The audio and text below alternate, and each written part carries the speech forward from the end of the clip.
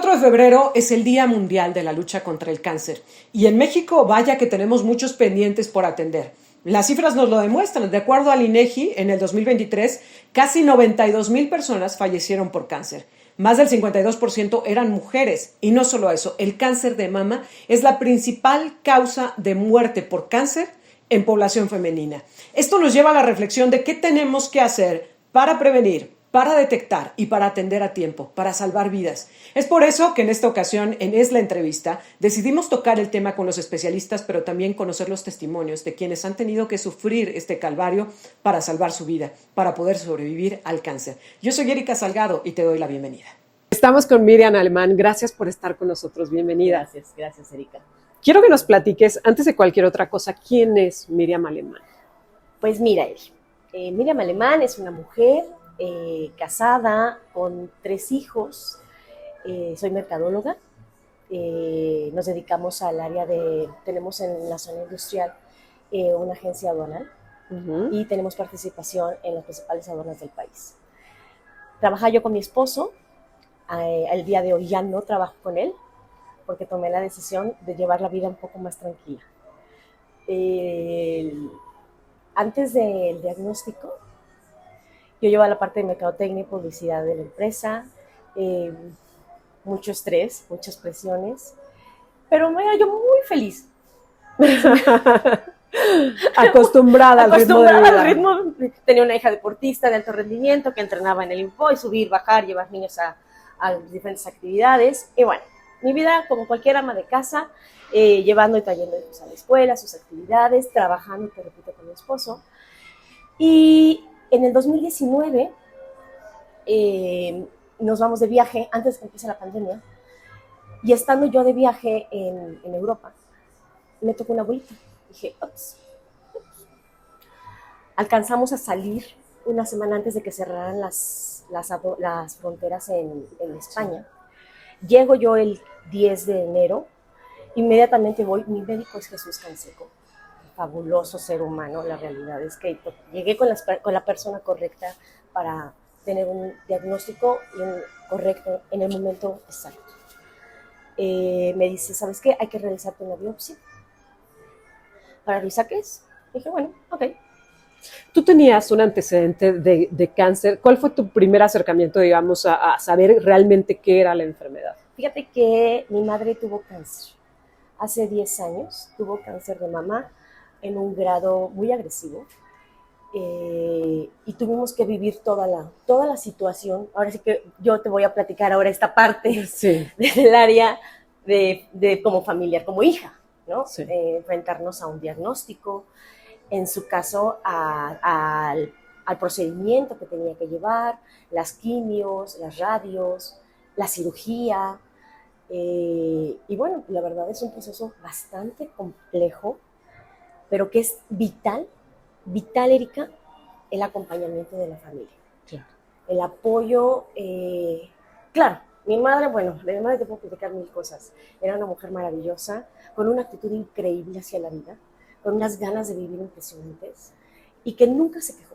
Salía de la quimioterapia y decía, ok, esto ya está listo, vámonos por unas gorditas. Con todo y el golpazo que significa el tratamiento, ¿no? Yo decía, con todo y la náusea, ¿no? Pero sí, claro. Vámonos, a lo que sigue. Y siempre la veías con una sonrisa. Al final realmente no murió de cáncer, por decirlo así. Murió por una situación en la válvula que tenía, por prevención posterior a cirugía y haberla dado de alta. Sin embargo, bueno, pues la realidad es que pues por alguna razón tuvo que partir, ¿no? Con este antecedente, cuando tú detectas la bolita, cuando te dicen te tengo que hacer una biopsia, ¿qué es lo primero que piensas? Fíjate que primero, obviamente, tratar de revisar la historia. Mi hermana es terapeuta, me decía, a ver, hay que revisar los antecedentes. Dije, bueno, pues ya está. O sea, la bolita ya apareció. O sea, que sí, que sí hay antecedentes, que sí puede ser el mismo tipo de cáncer.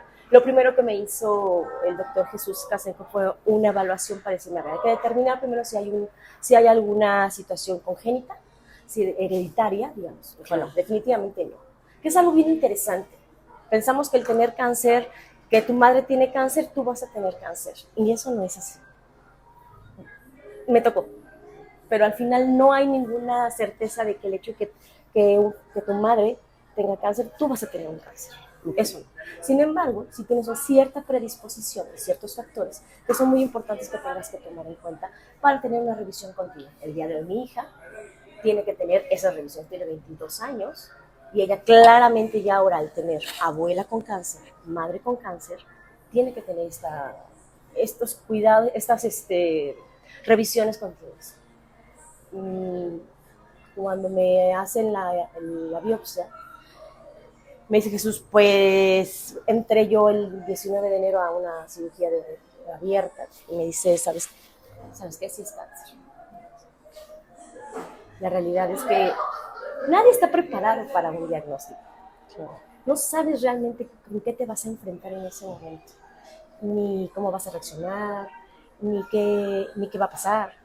Pero lo que es muy claro es que la gente que te acompaña, la gente que está contigo, y tu actitud ante la vida es lo que va a hacer la diferencia. Para enfrentarlo y para decir, ok, ya está, ¿ahora qué sigue? Dale. Oye, hay que hacer estudios y bueno, pues hay que hacerte una mastectomía. ¿Sabes qué? Con el diagnóstico que tengo previo de mi madre, ¿cuáles son las opciones? Pues fíjate que hay una segunda opción, pero es tu decisión. Hacerte una mastectomía bilateral por seguridad. Dale. Jesús me repitió 2 veces, ¿estás segura? Sí, esto no me va a definir. Claro. El hecho de que me quite el otro pecho no me va a definir y me va a dar esa paz y esa tranquilidad que necesito. Para ti, esta parte era más importante, tener una tranquilidad de poder superar esto que el pensar en cualquier otra cosa. No, claro, en ese momento no estás pensando si te vas a quedar sin busto, si no vas a estar igual de completa. Por supuesto que yo creo que en ese momento tienes que estar en la sintonía, de estar en sintonía contigo, con tu salud. Pero es que no es fácil, ¿no? El renunciar. Creo que una parte bien difícil de las enfermedades es tener que renunciar a la vida que conocías y empezar a aceptar los cambios que se van a venir, por lo pronto, mientras estás tratando de superarla. ¿Cómo fue para ti? Fíjate que el hecho de que, tal vez será que te voy a contar otra historia. Sí, claro. Soy una mujer de muchas historias. Yo tuve un accidente automovilístico cuando tenía 30 años, estaba embarazada de mi segundo hijo. Fue un accidente que me llevó al borde de la muerte. Bendito Dios, tanto mi hijo se salva como yo estaba embarazada.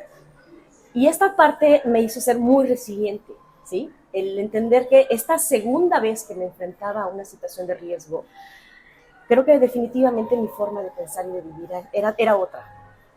Al final sabía que siempre hay algo más, ¿sí? Siempre hay algo que te puede permitir tener esa esperanza de que esto lo vamos a sacar adelante como he sacado esa y la anterior y otra.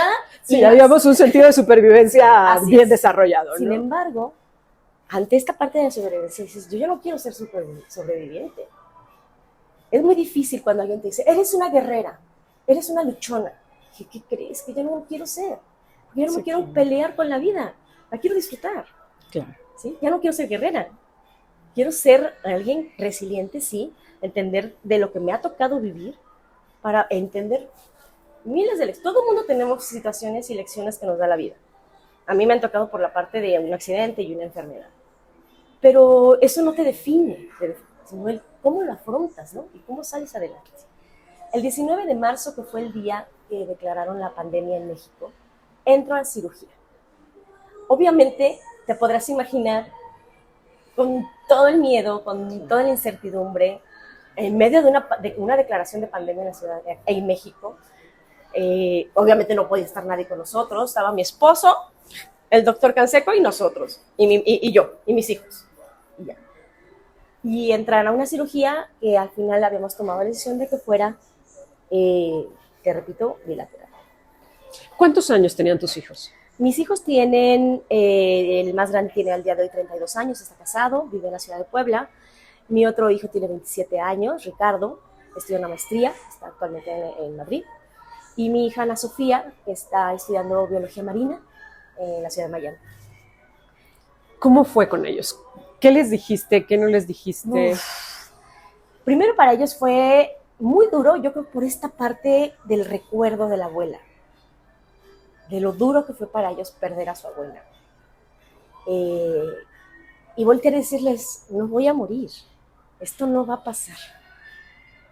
Y te lo digo de verdad. ¿Tú tenías esa certeza? Certeza, de verdad, créeme. Esta certeza de decir, esto no me va a vencer. Creo que tiene mucho que ver, definitivamente, Erika, eh, la manera en la que afrontas la enfermedad, la manera en la que te enfrentas al diagnóstico y tomas las decisiones en el momento que las tienes que tomar. El que te digan, te tienes que operar. Bendito Dios, tenía yo un seguro de gastos médicos, que el día de hoy, digo, bueno, bendito seguro, Sí, claro. sí, porque al final te da la oportunidad de tener esa certeza. Desgraciadamente, muchas de las mujeres en México no tienen esa oportunidad, porque tienen que esperar. A mí Jesús me dijo algo muy claro. El tiempo es vida.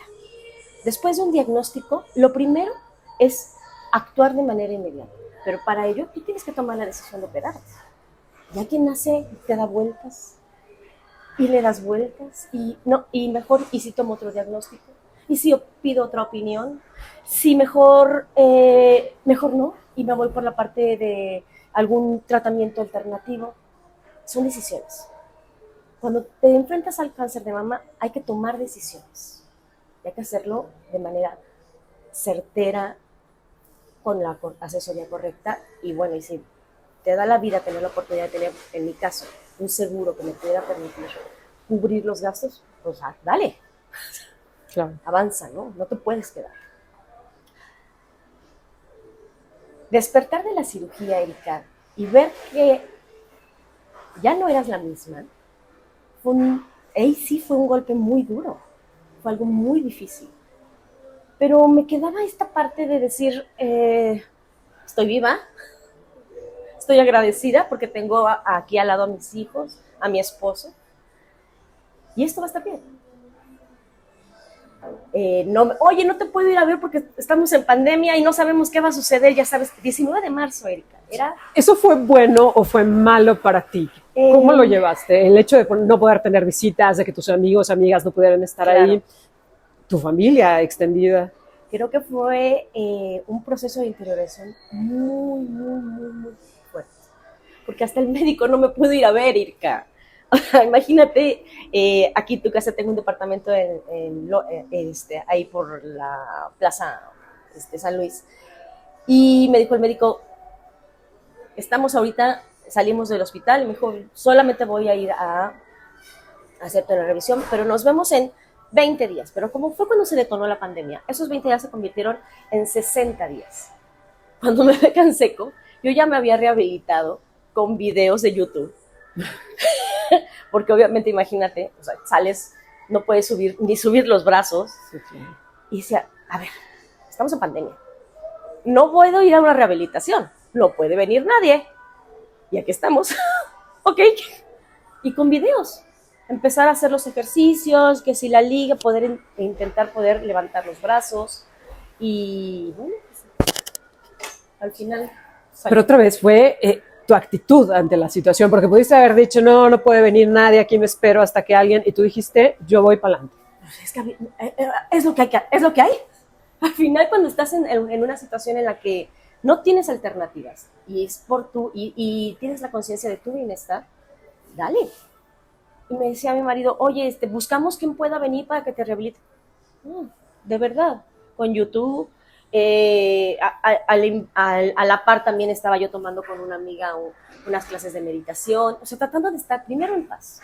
Por eso te digo que al final no fue tan malo estar sola, porque fue encontrarme conmigo misma, con mis heridas, con mis heridas físicas, mis heridas emocionales, y entender que cuando te enfrentas a una enfermedad de este nivel, tienes que hacer una interiorización muy profunda, si verdaderamente quieres sanar. Cambian tus prioridades, digamos. Totalmente. Cambian tus prioridades, tu manera de ver la vida. No te quiero decir que, ay, sí, soy súper positiva y todo está bien y todo va a salir para adelante. No, pero esta resiliencia que te da la vida y esta capacidad de poder decir, esto es lo que hay y esto es lo que hay que hacer. Tú decides. ¿Qué era más complejo? ¿La rehabilitación física y el dolor que conllevaba o esta parte de sanar tus heridas emocionales? Yo creo que es a la par. Toda enfermedad, Erika, tiene un trasfondo psicoemocional, que cuando nos damos, a lo mejor en el momento de un diagnóstico, no te das cuenta que existe. Pero cuando se aparece, dices, tengo que sacarlo, tengo que sacar adelante. Bueno, Después de eso, fueron 4 cirugías durante todo lo que fue pandemia, porque después regreso con el doctor y me dice, traes inflamado un ovario y hay que regresar y no está bien. ¿Qué sugieres? Lo que tú digas, pero lo mejor es retirar. Ahí sí, en plena pandemia, todavía sin vacunas, vas de nuevo al hospital. Y era la tercera vez que entraba al quirófano en ese año, en junio. Me retiraron el ovario y posteriormente por decisión propia, en el mes de noviembre, antes todavía en pandemia, tomé la decisión fui candidata a una reconstrucción inmediata. Y pudieron reconstruirme y entré a la cirugía de reconstrucción. El doctor, el perfil de cáncer también tuvo mucho que ver, definitivamente. El perfil de cáncer era un A1, que me da la oportunidad de tener una variación en el tratamiento. Me dice el doctor, tienes la oportunidad, ahora sí que te ganaste el premio de consolación del cáncer. Tienes la oportunidad de que mandándote a hacer unos estudios, se llama Oncotype, a Estados Unidos, que lo cubrió el seguro de gastos médicos, podemos determinar si en tu tratamiento requieres de quimio o no. Se hace el procedimiento y lotería. No tuve que tomar ni quimios ni radios. Sí, una quimio tomada, que de hecho estaba determinada para que fuera por 5 años. En febrero me dieron de alta. Y me dice Jesús, ya no tienes por qué tomar. ¿Ok? Perfecto. Claro. La verdad es que va muy agradecida. Agarré mi mochila, agarré mi hija y me fui a hacer el Camino de Santiago para dar gracias a Dios y a la vida por estar aquí y decir lo que sigue. No sé qué venga, pero al final me queda claro que el tener un diagnóstico a tiempo, Claro. certero y con decisiones, esto es curable. ¿Cómo cambió tu vida de antes del diagnóstico a cuando te diagnosticaron a posterior a la recuperación, digamos, a lo que es hoy? A tomar las cosas con más calma, a ser más consciente de mis requerimientos personales, a dedicarle un poco más a las cosas que valen la pena y dejar a un lado las trivialidades, a disfrutar a mi familia, a hacer las cosas que me gustan. Me acabo de graduar como chef repostera. Cambié muchas cosas, Erika. Sí, claro. He hecho muchas cosas diferentes. ¿Por qué? Porque la vida te da la oportunidad de estar aquí. No la puedes desaprovechar. No debiera de pasarnos algo así, Eri, para que tuviéramos que hacer cambios. Claro. No deberíamos de hacerlo.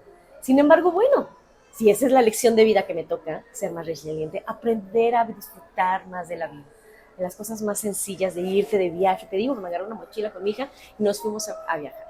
Claro, por cierto, tengo una cirugía pendiente de una prótesis de rodilla, la tengo destrozada. Pero bueno, esa cirugía se quedará para el próximo año. Pero la realidad es que eso no me detiene. No me detiene y yo creo que eso es lo que cambia, tu perspectiva para vivir más en paz, más feliz. Y ahora el poder en algún momento acompañar a otras mujeres, fíjate que para mí fue muy fuerte que justo cuando yo salgo de cirugía, una de mis mejores amigas me dice, amiga, necesito hablar contigo. Como 2 meses después, yo ya estaba en rehabilitación, yo estaba bien, tengo cáncer. O sea, igual, el mismo proceso, con esta angustia, con este miedo. Y el día de hoy, amigas o conocidas que les llega a suceder, me hablan por teléfono cuando reciben el diagnóstico.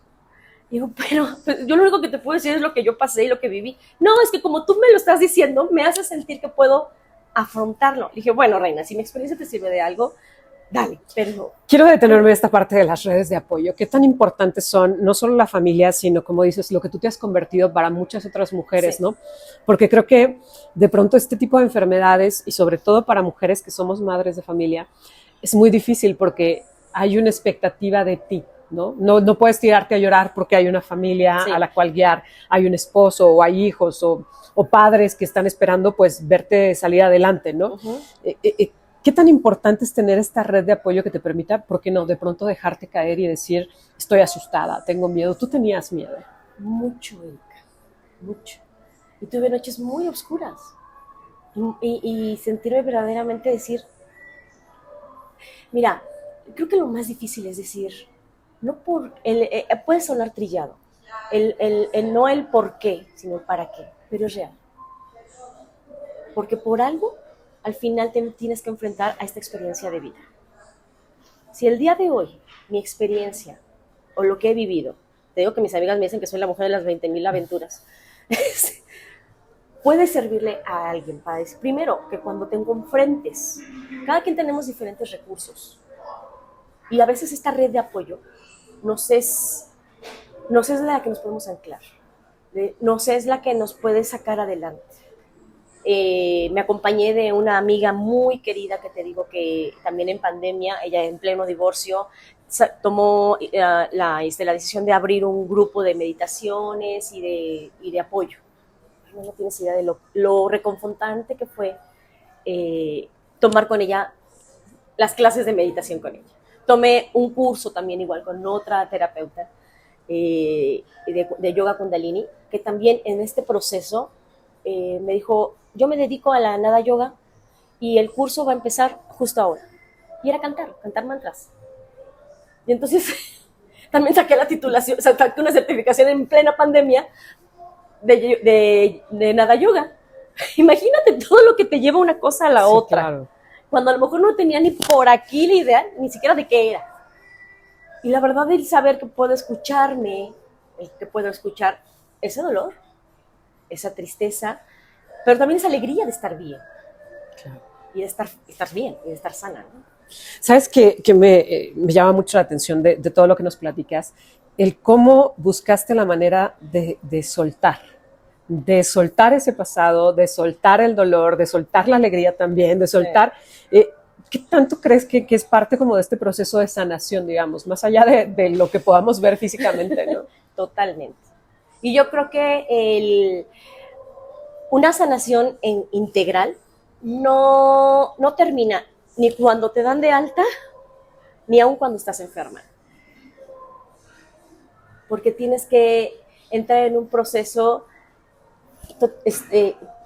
digamos, estructural, de identidad, de personalidad, de emoción, de muchas cosas. Y en ti está tomar los cambios y las decisiones para que tengas un nuevo mañana, ¿sí? Algo nuevo, algo diferente. Dicen, uno con golpes aprende. No, también con las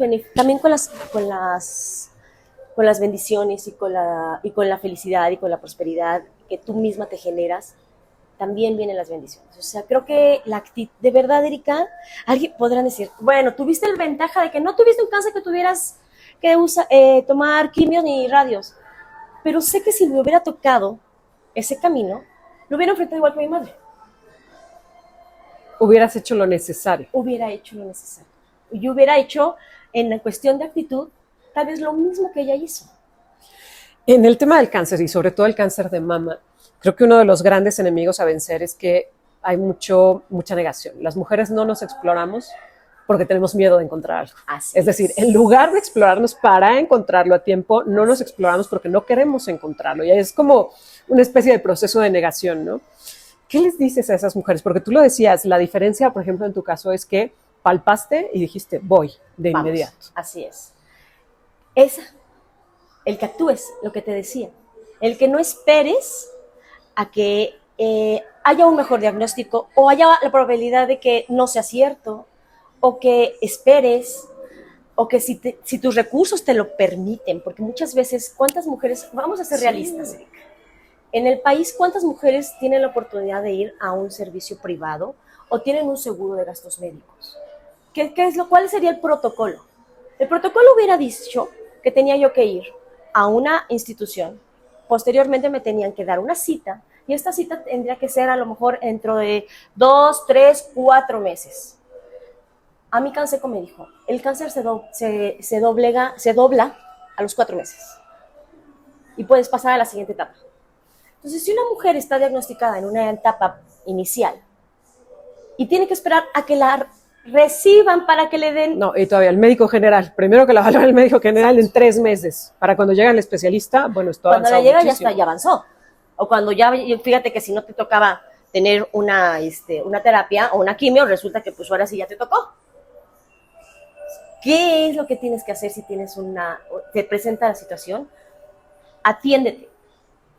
Es que puedes sonar, el día de hoy es una concientización a que te toques, a que te palpes, a que tomes acción. Y que si tienes una situación congénita a lo mejor, o una situación de antecedente médico, como en mi caso, con mayor razón. Pero a todas nos puede tocar.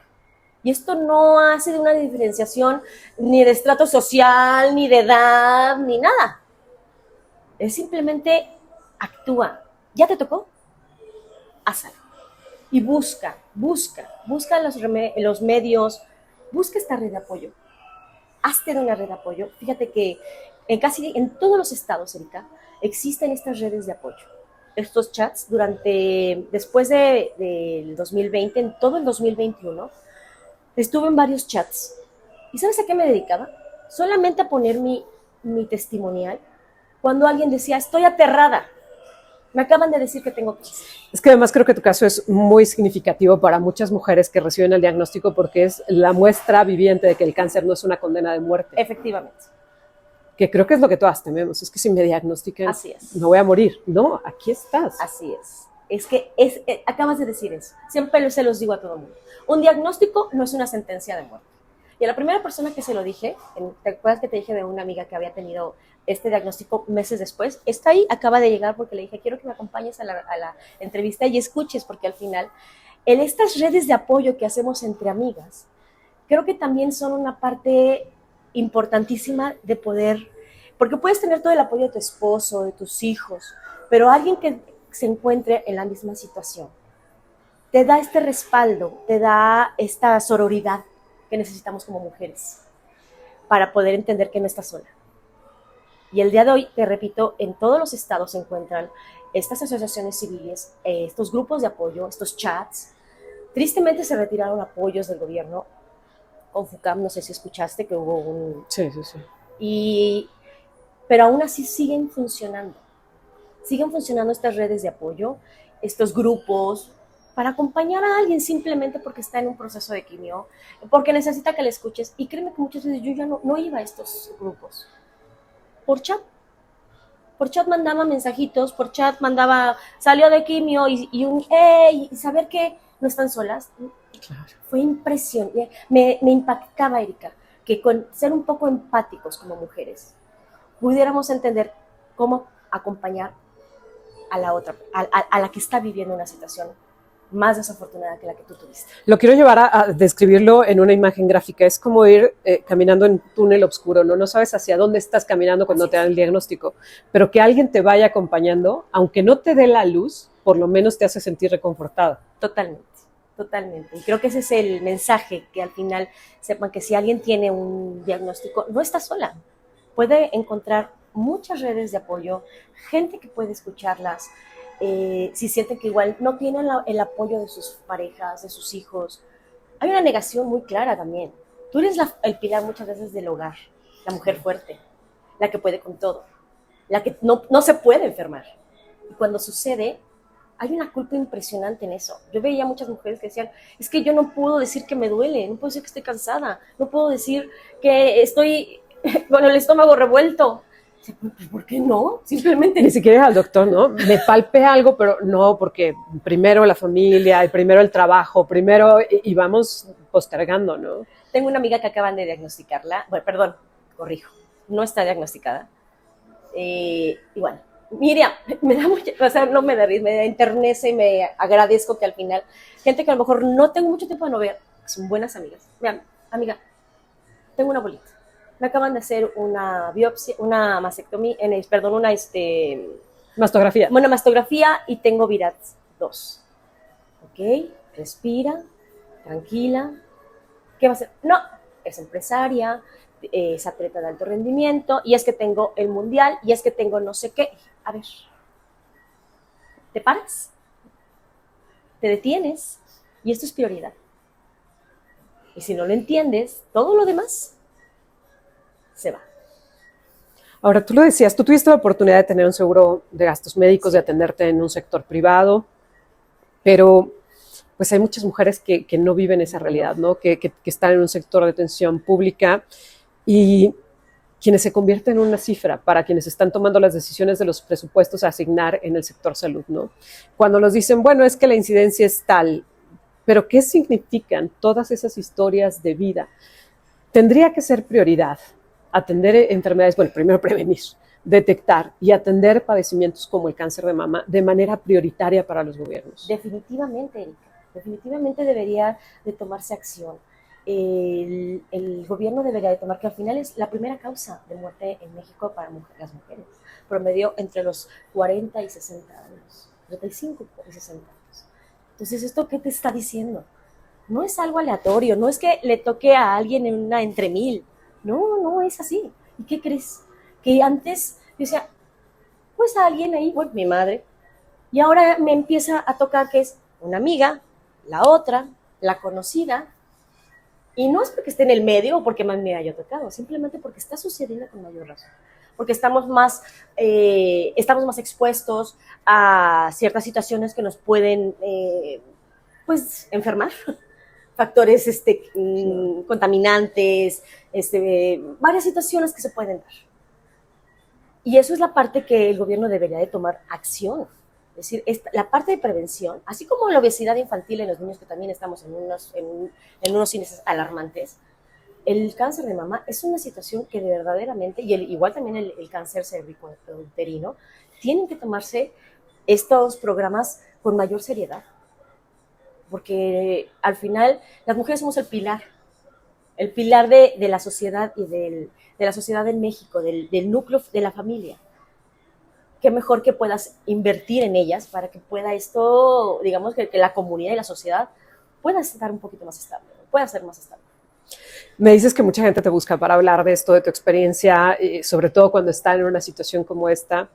Yo quiero que les des un mensaje como si estuvieras hablando a una amiga, para que las mujeres que nos están viendo, que palparon una bolita, o todavía más delicado, que se dieron cuenta que su hija pues tiene ahí a lo mejor cierta situación, pero que no saben cómo acercarse a ella, cómo decirle, oye, ya te revisaste, vamos a llevarte al médico, etcétera.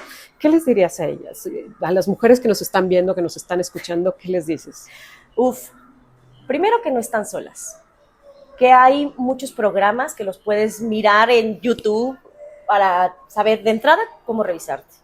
Si no tienes la oportunidad de ir a una clase, una asesoría con un médico, hay mucha información gráfica en las redes, en las que tú puedes identificar cómo cuidar, cómo revisarte, cómo prevenir cada 28 días, hacer esta revisión de manera, mira, es muy fácil, te revisas en la regadera, tocas de manera circular hacia lo que son las manecillas del reloj, de un lado, del otro, todo bien, no pasa nada, pezón, arriba, abajo, exprimo, perfecto, no hay calor, no hay inflamación, todo bien.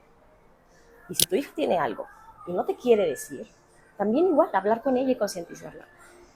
Yo creo que lo principal es que primero tomes la calma, respires y sepas que todo va a estar bien. Si tú estás bien, las cosas van a ir fluyendo y van a irse dando. Un diagnóstico no es una sentencia de muerte. Fue lo primero que le dije a una amiga, que te digo que está ahí parada. Un diagnóstico no es una sentencia de muerte. Y eso te hace tener mucha paz, porque sabes que tienes, entonces retomas la templanza para tomar decisiones. Entonces, si necesitas tomar aire para tomar decisiones, respira. Respira y actúa. Y vete al médico. Claro. ¿Qué sigue para ti? ¿Qué sigue para mí, Eri? Disfrutar la vida, definitivamente. Disfrutar la vida, seguir haciendo las cosas que tenía yo en el tintero, planeando a lo mejor un proyecto, un emprendimiento, dedicarme a mi familia y hacer cosas que verdaderamente me llenen el alma. Y desechar lo que no funciona, hacer más simple, más, ¿qué te explico? Priorizar mi bienestar, igual también en muchos sectores, el salud, el ejercicio, la alimentación. Tomé un diplomado de medicina, de alimentación consciente y saludable. Y entonces, con esta parte que todavía me ha encantado la cocina, dije, bueno, ¿por qué no? A lo mejor igual mi manera de aportar podrá ser en decirte qué necesitas comer, de qué manera te puedes cuidar, qué cambios y qué hábitos puedes hacer para que igual todos estos factores que pueden añadirse a que pueda haber un diagnóstico, vamos eliminándolos. Lo primero es tu bienestar. Ejercicio, tu salud mental, tu alimentación sana, eliminar ciertos disruptores que pueden encadenar factores de propensión de cáncer. Sí, claro. Cuando tienes y toda esta información, Erika, no tienes que ser especialista, todo lo puedes encontrar. En guías, hay guías precisamente, hay guías cuando igual ya tienes un diagnóstico para saber qué es lo que puedes comer y lo que es recomendable que no consumas para no alimentar el cáncer, por ejemplo, el azúcar. O sea, ya tienes un diagnóstico, haz conciencia. Ya tienes un diagnóstico, tienes muchas herramientas, aunque no tengas en este momento el control a lo mejor sobre una consulta o sobre un tratamiento. Puedes hacer cosas. Me encanta cómo tomas el control de las situaciones que enfrentas en la vida. Yo te agradezco mucho que nos permitas platicar contigo con el deseo pues, de que esto sirva para que muchas mujeres encuentren el camino, pues encuentren esa mano en el túnel para que puedan seguir avanzando y ojalá y todas lleguen a un buen puerto. Te agradezco mucho. Gracias, Erika. Gracias por estar con nosotros.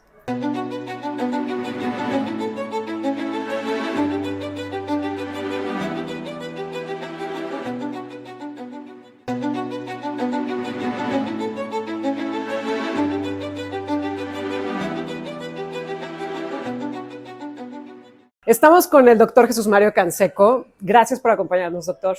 Gracias, Erika. Gracias por la invitación. Partamos de la base. ¿Qué tanta incidencia, qué tan frecuente es el cáncer de mama? Pues mira, en el mundo aproximadamente son entre 2 millones y 2 millones y medio de diagnósticos de cáncer de mama, ¿no? Para que tú te des una idea, yo lo que siempre trato de aterrizar en cuanto a información es, tú le tienes que poner una cara conocida al problema para que lo puedas, pues, darle la magnitud, ¿no? Entonces, si tú buscas, por ejemplo, en México, un estado que tenga 2 millones y medio de población, pues puede ser Querétaro. Entonces, la próxima vez que pases por Querétaro, digo, si vas a México, pues vas por Querétaro, imagínate que todas las personas que veas tienen cáncer de mama. Y eso nada más es pasar en la ciudad, o sea, es todo el estado de Querétaro, que son más o menos como, digo, 2 millones y medio. Esa es la magnitud de cáncer que hay en el mundo, que se diagnostica cada año, ¿no? Entonces, nuevos diagnósticos cada año, son 2 millones. En todo el mundo, ¿no? Entonces, sí es un número, pues, muy alto, ¿no? Más o menos hay entre unas 500,000 a 700,000 muertes al año, más o menos, ¿sí? Desafortunadamente, a nivel mundial. Y eso, pues, a lo mejor estamos hablando del estado de Colima, ¿no? O sea, imagínate que cada año todo el estado de Colima se muere. Entonces, esa es la magnitud. O sea, si tú le pones, digamos que una cara conocida al problema, entonces te das una idea de lo que está sucediendo, ¿no? Aquí en San Luis Potosí, bueno, o en México, más o menos tenemos alrededor de unos, ¿qué serán? Unos 30,000 a 60,000 casos más o menos al año, ¿sí? Afortunadamente no hay tantas muertes, pero sí es uno de los principales cánceres que afecta a la mujer en cuanto a la mortalidad. Más o menos en México equivaldría, por ejemplo, el teatro que está aquí en el Tangamanga, el Teatro del Pueblo, donde sí. venía Batis en la Sinfónica, pues esa es la cantidad de mujeres que se mueren cada año en México. O sea, tú llenas todo ese auditorio sí. Y más o menos es lo que llega a suceder, ¿no? Entonces, bueno, es para que te des más o menos una magnitud y de esa manera, pues que tú trates de lograr un cambio, ¿no? ¿Por qué si el problema es tan grave, no estamos tan ocupados en tratar de prevenirlo y de resolverlo? Porque algo muy importante aquí, Erika, es que desafortunadamente en la actualidad el cáncer de mama se diagnostica en etapas avanzadas, ¿no? O sea, son pacientes que ya requieren quimioterapia, ya requieren cirugía, ya requieren a lo mejor radioterapia, y más o menos el 42 al 50% de las mujeres que se detectan el cáncer de mama, lo detectan porque ya tocaron una bolita. Entonces, cuando ya se tocan una bolita, por lo menos esa célula que se transformó en un cáncer lleva creciendo 18 meses. Entonces, ¿qué es lo que está sucediendo? Pues que no se están haciendo la mamografía en el tiempo adecuado, ¿sí? Más o menos el promedio de cáncer de mama hace 10 años era a los 63 años. y ahorita anda alrededor de los 53 años. Habrá que empezar a buscar el cáncer 10 años antes de la incidencia mayor que tú encuentras en la población. Entonces, por norma, a partir de los 40 años, las mujeres tienen que hacerse su mamografía año con año. Y es mamografía y ultrasonido. No es que una sea mejor que la otra. Las dos son buenas. Y las dos son complementarias. Entonces, la mamografía como tal no cura el cáncer de mama. La mamografía lo que hace es que lo detecta en una etapa en la que a lo mejor no se requiere algo tan agresivo como quimioterapia, radioterapia, y a lo mejor puedes llegar a requerir cirugía y no ser tan agresivo en el tratamiento complementario. El problema es que esas pacientes que se detectan a tiempo para que no lleguen a tratamientos más agresivos, solamente es el 20%. O sea, estamos hablando que casi el 80% del cáncer de mama se detecta cuando ya pasó esa etapa en la que ya tienes que ser menos agresivo. ¿Qué tanta diferencia hay, digamos, de alguien que se lo detecta a través de un estudio de manera previa a quien ya se lo detecta porque ya palpó una bolita en grado de supervivencia, pero también en tratamiento? ¿Cómo cambia el escenario para uno y para otro? O sea, una etapa temprana, una etapa 1, estás hablando de una supervivencia del 99%. O sea, es muy, muy alta. Habrá algunas digamos que diversificaciones del cáncer que son muy agresivas y que desafortunadamente no logramos tratar incluso aunque se detecte a tiempo, pero afortunadamente no son como los más comunes. Y cuando la paciente ya se detecta el cáncer, digamos que cuando lo toca, que te decía que es como el 40 al 50%, pues estamos hablando que su supervivencia va a andar alrededor del 80%. Muchas afortunadamente sobreviven, muchas ni siquiera te das cuenta que tuvieron cáncer de mama, pero sí requirieron quimioterapia, sí requirieron cirugía, sí requirieron radioterapia, y son 2 años de su vida que tienen que hacer un cambio drástico en su estilo de vida, ¿no? Digo, si has platicado con alguien que tuvo cáncer de mama, pues te va a explicar cómo es todo duras, ¿no? Cómo es todo ese proceso, ¿no? Que no solo afecta a la paciente. Yo les decía, el término cáncer significa que mi vida se acaba de manera abrupta. O sea, todos mis planes, todo lo que yo tenía pensado que iba a hacer en la vida, de repente, de manera tajante, se acaba. Afortunadamente, por así decirlo, en el cáncer de mama, el 90% del cáncer no es tan agresivo y se puede manejar. Pero cuando una mujer oye cáncer, lo primero que piensa es que ya no voy a ver a mis hijos, ya no voy a ver a mis nietos, ya no voy a poder hacer ese viaje que tenía pensado. O sea, cambia todo, ¿no? Ya no voy a poder estar en mi familia. Yo siempre les digo, cuando hacemos un diagnóstico, tenemos que ir navegando todos en conjunto hacia un mismo lugar. Nosotros nos encargamos de orientar. Y antes, los tratamientos eran demasiado agresivos y afortunadamente ahora el tratamiento va enfocado en ser menos agresivos, ¿no? Antes había unas cirugías súper maquiavélicas donde eran mutilantes y ahora vamos yendo hacia un tratamiento menos, digamos que riesgoso y menos fuerte, y tratamos de preservar lo más que se pueda, pues lo que es la fisionomía de la mujer. Pero además creo que uno de los grandes temas es el miedo. Tenemos miedo a lo que podemos encontrar y entonces no nos revisamos. Tenemos miedo a lo que pueda causar en nuestra vida y entonces no nos atendemos a tiempo porque le tenemos miedo a la quimio, cuando lo que tenemos que tener es el miedo a la consecuencia de no hacernos la quimio. ¿Cómo orientar a las familias? Porque creo que el trabajo de un médico que está en esta rama en particular, pues ya no solo es al tema de la salud física, sino también a la salud emocional, un poco este trabajo de convencimiento. ¿Cómo romper con este miedo para que las mujeres realmente se puedan atender? Mira, lo primero que hacemos es generar un manejo multidisciplinario, ¿sí? Nosotros contamos con un psiquiatra de enlace que es el que le ayuda a la paciente, por ejemplo, a empatar su vida diaria con la palabra cáncer y cómo llevarla adelante, ¿no? Y al final del día también, quien es el mejor acompañante de la paciente, pues es quien en ese momento está con ella en el consultorio. Puede ser el esposo, puede ser un familiar, ¿sí me explico? Entonces, los involucras en un sentido en el que les haces ver que sí el cáncer lo tiene la mujer, pero la familia depende pues de todos los que estén alrededor y con ella, ¿no? Y entonces que todo lo que vas a lograr es enfocado en preservar esa familia, ¿no? Y entonces, sí, claro, pues tienen que llorar, ¿no? Pues, le estás diciendo, tienes un cáncer. Pues claro que la paciente, como te decía, lo primero que viene a su mente es que su vida a lo mejor se puede terminar, pero después la vas orientando, le vas explicando. Afortunadamente ahorita hay muchísima información y tú en el consultorio le expones todos los tipos de estadios moleculares que existen, cuál es el pronóstico, cómo es que lo vas a ir manejando, o sea, cómo lo vas a ir generando para que la paciente pueda ir viendo, digamos que en un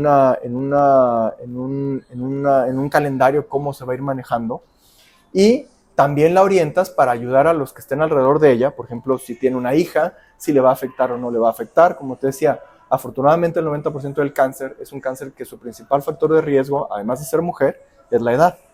Entonces, conforme la edad va avanzando el riesgo de cáncer. Y lo que mencionaba nuevamente, 40-50% de la detección del cáncer de mama actualmente lo hace la paciente cuando se toca la bolita. Y como dices tú, se la toca y dice, ¿será cáncer? Bueno, la orientación es lo más importante. El 90% de los nódulos que una mujer se toca son benignos. Entonces, de entrada, le tienes que dar tranquilidad en decirle, la estadística dice que el 90% de lo que tú llegues a tocar es benigno. Cambia cuando es más de 40 años o menos de 40 años, ¿no? Ahí es el parteaguas donde empieza el riesgo de lesiones malignas. Pero de entrada que vaya atención, ¿sí? ¿Qué sería lo ideal? Pues que se hiciera su mamografía a partir de los 40 años, cada año, porque si se la hace cada 12 meses, tienes 2 oportunidades de detectar el tumor antes de que sea palpable. Ahora, quiero detenerme en varios aspectos que a lo mejor damos por hecho que los conocemos, pero que sí vale la pena que tengamos un poco más claros. Primero, ¿el cáncer de mama es hereditario? Hay un 1% que es totalmente hereditario, es el que se asocia a la mutación de un gen que se llama BRCA. Es un gen que alguna vez un artista hizo muy famoso y mandó a todo el mundo a que se hicieran exámenes. Pero lo importante es orientar, ¿no? Si tú tienes 100 mujeres con cáncer, de esas 100 mujeres que ya tienen cáncer diagnosticado, 90, su cáncer lo más seguro es que sea asociado a la edad, ¿sí? O sea, es un cáncer que afortunadamente no va a ser tan agresivo. Es Pero decir, 10... aunque no exista antecedente, tendrían que estarse revisando. Exactamente. De esas 100 que ya tienen cáncer, 10 tienen un cáncer familiar. Familiar quiere decir que a lo mejor hay un gen por ahí que está alterado y dependiendo de los entornos puede presentarse o no. Yo les hago siempre un ejemplo muy burdo. Les digo, si tú tienes una gemela y una se va a Australia y la otra se queda aquí, a lo mejor la que está en Australia con lo que influye, fumó, etcétera, a lo mejor a ella le da cáncer y aquí no le da cáncer. Pero una de cada 100 que tienen cáncer es el cáncer hereditario, el que viene en la mutación. Y esa no importa dónde se vaya, a la Luna, a Saturno, a donde sea, tienen el riesgo hasta un 57-60% de que le dé el cáncer, ¿no? Y eso va a depender de unos estudios moleculares que nosotros le hacemos al cáncer. Antes, pues era, es tumor maligno de mama, opéralas, porque a lo mejor no teníamos tratamientos complementarios tan eficientes. Ahora subdividimos el cáncer en varios rubros, ¿sí? En estudios moleculares que te dicen luminal A, luminal B, HER2 y triple negativo. El luminal A y el luminal B son más o menos el 90%, son los menos agresivos. Son los que dependen de los estrógenos y de la progesterona, las mismas hormonas que produce la mujer desde que empieza su menstruación a los 11, 12, 13, 14, ¿no? Y ya el HER2 es otra alteración a nivel de un factor de crecimiento, que afortunadamente ya hay un tratamiento dirigido hacia esa molécula. Ahí está una película, creo que se llama, no me acuerdo, pues si le pones HER2 en Google te va a salir que ahí sale la película. Y es padre porque te pone como antes todas esas pacientes se morían y luego de repente aparece el anticuerpo y empiezan a sobrevivir. Y está el triple negativo, que es el más agresivo y que es el que por lo general se asocia a la parte hereditaria, ¿no? Es el que tú ves en las mujeres jóvenes, menores de 42, son las que desafortunadamente, aunque hagas un tratamiento muy exhaustivo, muchas veces no sobreviven, ¿no? Y son los casos que, pues, que quisiéramos nosotros manejar de manera oportuna para detectarlo a tiempo. A veces, como están en una edad joven, se pueden mezclar con algún nódulo que estaban en lactancia, ¿sí me explico? O sea, se pasan desapercibidos porque al ser joven no piensa que va a ser algo malo. Y afortunadamente, por así decirlo, no son las más comunes. Te digo, es una de cada 100 que ya están diagnosticadas con cáncer. ¿Cuáles son, digamos, los otros factores que podríamos considerar que propician, que contribuyen pues a que se pueda desarrollar el cáncer? Tiene que ver con hábitos, nos decías edad, eso ya lo damos por descontado. Hábitos, alimentación, entorno, ¿cuáles son otros factores que nos ponen en riesgo? Algunos, los factores, digamos, que siempre vas a estar evaluando son cuando una mujer empieza a menstruar muy chiquita, ¿sí? O sea, a los 9, 10 años, y que llega a su menopausia a los 50, 51, 52, 53, o sea, esos son factores de riesgo porque tiene muchos años en los que su cuerpo está bajo el estímulo de sus propias hormonas. Entonces, cada que la mujer va a menstruar, pues siente que el pecho se congestiona un poco, y eso es porque el pecho se va a estar preparando en caso de que haya un embarazo. Otro factor es, por ejemplo, si la mujer nunca se embaraza. Si nunca se embaraza, su cuerpo siempre va a estar produciendo hormonas. ¿Y por qué es esto? Porque durante el embarazo el ovario descansa y ya no produce tantas hormonas que afectan al pecho, ¿sí? De repente hay algún factor que te dicen, híjole, es que si la mujer tiene su primer bebé después de los 30 años, tiene riesgo de cáncer de mama. Esto es importante porque si yo me meto a una página, empiezo a leer y leo eso, pues va a decir, oye, no me voy a embarazar después de los 30 años porque me va a dar cáncer. Lo que sucede es que la glándula mamaria termina de desarrollarse hasta que ocurre el primer embarazo. Y cuando se desarrolla, pues hay proliferación celular. Y en esa proliferación celular puede haber errores del ADN. Y en esos errores puede gestarse una célula que se transforma en una célula maligna. No es que el embarazo haga que tenga un cáncer. El problema es que después de los 30 años nuestro sistema inmunológico no es tan fuerte y entonces el sistema inmunológico ya no detecta a tiempo ese error en la célula y puede incrementar el riesgo de que tenga un problema de cáncer a futuro, ¿no? Entonces lo ideal sería pues que el embarazo ocurriera antes de los 30 años, pero si tú ahorita le preguntas al 60% de las mujeres que han tenido cáncer de mama ¿cuándo se embarazaron? Casi todas se embarazaron antes de los 30 años.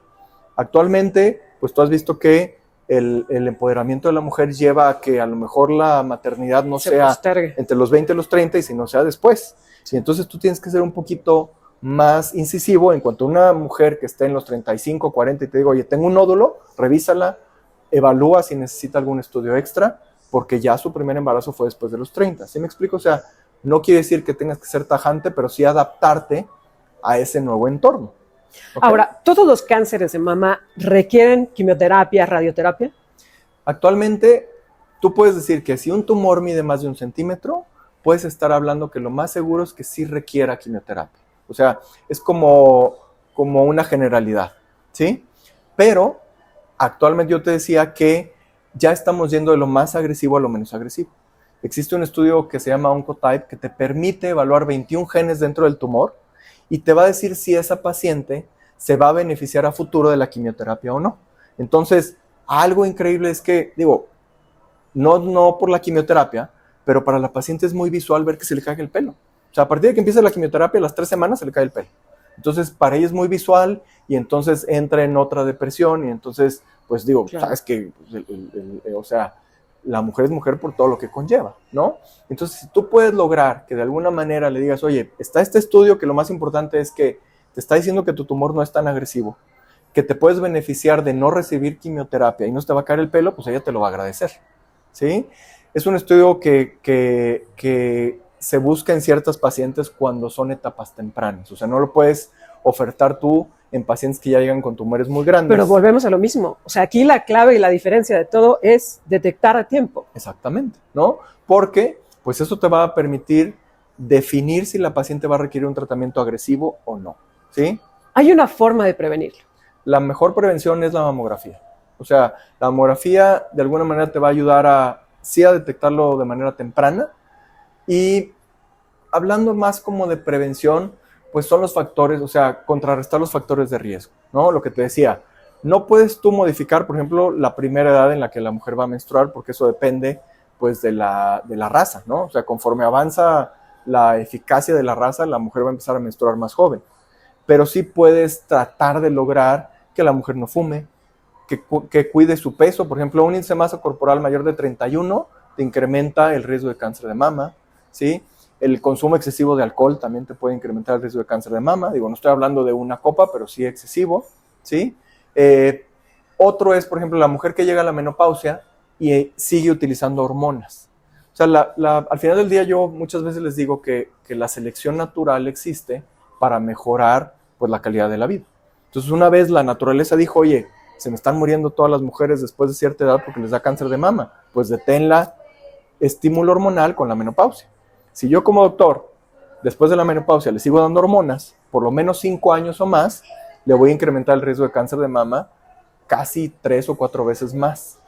¿Se pueden usar las hormonas después de la menopausia? Sí, en algunos casos y de manera muy, muy estricta. Pero de preferencia, pues tratar de evitarlo, porque ese es uno de los principales factores de riesgo por los cuales se incrementó el riesgo de cáncer. Y se ha vuelto un tema súper popular, los suplementos hormonales para lidiar con la menopausia. Ahora, ¿cuáles tendrían que ser los protocolos, no solo en la medicina privada, también en la medicina pública, para poder detectar y atender de manera oportuna a las mujeres con cáncer?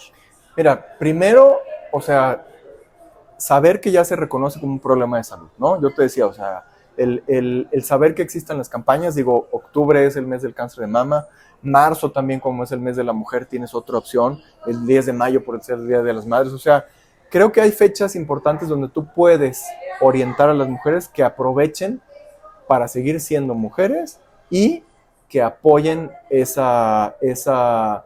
tamizaje, ¿no? O sea, ese estudio que te permite detectar la paciente que está en riesgo.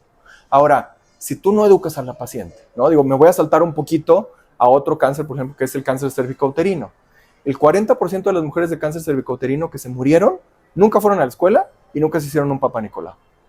Si tú, por ejemplo, te vas a una cultura en el Estado de México donde si la mujer se baña quiere decir que hizo algo no pulcro, entonces nunca va a ir al doctor porque no se puede bañar. ¿Sí me explico? Y nunca se va a hacer un Papá Nicolau. Entonces tú tienes que adaptarte, pues ahora sí que a la cultura en la que vivimos, ¿no? Digo, es una cultura precolombina, yo sé que a veces de repente hay un poco de magia y todas otras cosas, pero sí explicarles y tratar de encontrar la manera de que la mujer vaya y sí se autoexplore, porque sí es importante, pero que se haga la mamografía. O sea, las campañas de detección son muy buenas siempre y cuando tengas un reporte donde te aseguren que todas las pacientes fueron o se sometieron al escrutinio y que tienen su reporte, porque luego en algunos lugares les dicen, si no te hablamos todo está bien. ¿Y quién te asegura que sí estuvo bien? Sí, claro. ¿Sí me explico? O incluso orientarnos a nosotros como médicos que tenemos que seguir estudiando. Me han tocado pacientes que desafortunadamente les dicen, oye, es que a mí me dijeron que me hiciera mi mamografía cada 2 años y entonces me la hice. Pasaron los y 18 me toqué meses. una bolita y entonces ya, pues ya no me sirvió, ¿no? A veces hay un componente aquí de decir, bueno, a ver, yo voy a hacer tantas mamografías y cuántos cánceres voy a detectar. A lo mejor le puedo decir mejor a la paciente que se haga la mamografía cada 2 años, ¿sí? Y de esa manera ya no gasto tanto en los estudios, pero se me va a pasar alguna paciente. Y si tú le dices, a ver, de ustedes, ¿quién quiere que se le pase el diagnóstico y sea cáncer? Pues ninguna, ¿no? Sí, claro. Porque tú tienes que individualizar. Pero híjole, tiene que ver con un tema de presupuesto público también. Como país, México, ¿qué tanto le invierte precisamente a detectar este tipo de situaciones? Lo que te decía, solamente el 20% del cáncer de mama se detecta en etapas donde todavía no es palpable el tumor. Entonces, necesitamos abarcar ese 80%, ¿sí? Si se logra o si se puede hacer para el cáncer cervicouterino, ¿por qué no se ha logrado con el cáncer de mama? Digo, poco a poco vamos avanzando y vamos mejorando, pero aquí lo que falta en el país son los mamógrafos o los mastógrafos, que es lo mismo, no hay diferencia, y quién te los interprete.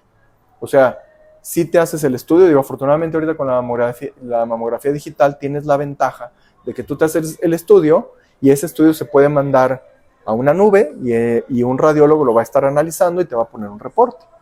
Entonces, ahora, ¿en las comunidades se puede realizar? Pues habrá que encontrar la manera de que se realice, ¿no? Porque también ese es el fuerte, o sea, las comunidades es donde mayor riesgo tenemos porque es una detección donde ya es un cáncer avanzado. ¿Hay una diferencia de grado de supervivencia entre México y el resto del mundo por cáncer de mama? Pues más o menos va a depender de si no tanto en México como tal, sino en diferentes estratos sociales, ¿no? Tú sabes perfectamente que en ciertas instituciones los tiempos de atención son muy prolongados. Cuando yo estuve, por ejemplo, en cancerología, me tocó que se ideó un programa en el que llegaba la paciente y ese mismo día la paciente ya salía con su diagnóstico, con su biopsia, con sus estudios, o sea, se empezaron a dar cuenta que lo que estaba pasando con la paciente es que llegaba y perdía muchísimo tiempo en ofrecerse el primer tratamiento y diagnóstico. Entonces hicieron las unidades funcionales y esas unidades funcionales lograron que se acortaran los tiempos de manejo y de tratamiento y las pacientes empezaron a mejorar su supervivencia. Entonces no es tanto como estamos contra el país, digo, yo siempre les digo, al final del día el mundo es redondo y la misma mujer que vive en México puede vivir en Australia, en Inglaterra, o sea, es un ser humano y ahí es donde tenemos que empezar a actuar. ¿Para qué sirven las divisiones políticas? Pues para ver qué hizo aquel país, claro, cómo mejoró y que nos traigan a nosotros y ver cómo lo adaptamos. Entonces, esas unidades funcionales que se lograron en cancerología hicieron un parteaguas y es lo que yo propondría. Sé que en muchos lugares ya se llevan a cabo. Digo, estamos hablando que yo salí de ahí hace casi ya 12 años y lograron un parteaguas en el tratamiento del cáncer. Pero esto se puede lograr en todos los rubros. ¿Con qué tendríamos que quedarnos? En el marco de este mes de octubre, con respecto al cáncer de mama, ¿con qué tenemos que quedarnos? No solo las mujeres, sino yo también quisiera hablar de las familias y, por supuesto, de la sociedad. Yo creo que lo más importante es involucrar a toda la familia, o sea, explicar que al final del día, si tú analizas pues, la cultura precolombina, pues venimos de un matriarcado. Entonces, lo más importante en la familia es la mujer o es la madre. Entonces, todos los que están alrededor son los que tienen que ir y preguntarle a su mamá, a su abuela, a su tía, hermana, oye, ¿ya te hiciste la mamografía? Ya investigué, a ver, vamos. ¿Sí me explico? O sea, no es nada más, váyanse y hagan sus estudios. O sea, eso ya es una privado, equidad. ¿no? Ya es una equidad en la que tenemos que involucrarnos, porque si tú platicas con alguien que tuvo el cáncer de mama, pues te va a explicar cómo se sintió, cómo lo vivió, sí lo sobrellevó y sí logró salir adelante, pero esos primeros meses sí son meses en los que sintió que el mundo se venía abajo. Y si podemos evitarlo y podemos involucrar a todos los que están alrededor, pues lo vamos a lograr, ¿no? Doctor, te agradezco mucho que hayas estado con nosotros. Y finalmente, pues el mensaje que les quieres dejar a las mujeres. Muchas gracias, Erika, por la invitación y espero que no solamente en octubre se busque esta prevención del cáncer de mama, sino que sea algo que llevemos día a día. Gracias por la invitación. Gracias, doctor. El cáncer es una realidad, es una amenaza permanente que está ahí. ¿Qué tenemos que hacer para poder sobrevivir, para poder salir adelante de esto? Como país, invertir precisamente en un sistema de salud que sea capaz de prevenirlo y de detectarlo a tiempo y de ofrecer los tratamientos a los pacientes. Las cifras que nos han ofrecido en estas entrevistas son tremendas. La diferencia y la disparidad que existe de ser detectado con cáncer en México a ser detectado en cualquier otro lugar en el mundo en donde tenga las herramientas para tratarnos. ¿Qué es lo que nos queda como sociedad? De exigir que esto no sea solo el tema de conversación en fechas determinadas, sino que de manera permanente estemos preocupados y ocupados por invertir y atender el tema del cáncer. Yo soy Erika Salgado y te agradezco mucho que hayas estado con nosotros. Te invito además a que sigas en todas estas plataformas donde te estamos ofreciendo este programa de Es la Entrevista, y en conmemoración o con motivo del 14 de febrero vamos a estar hablando del dolor que se siente cuando hay una ruptura amorosa. ¿Realmente de amor nadie se muere? Yo te voy a estar esperando.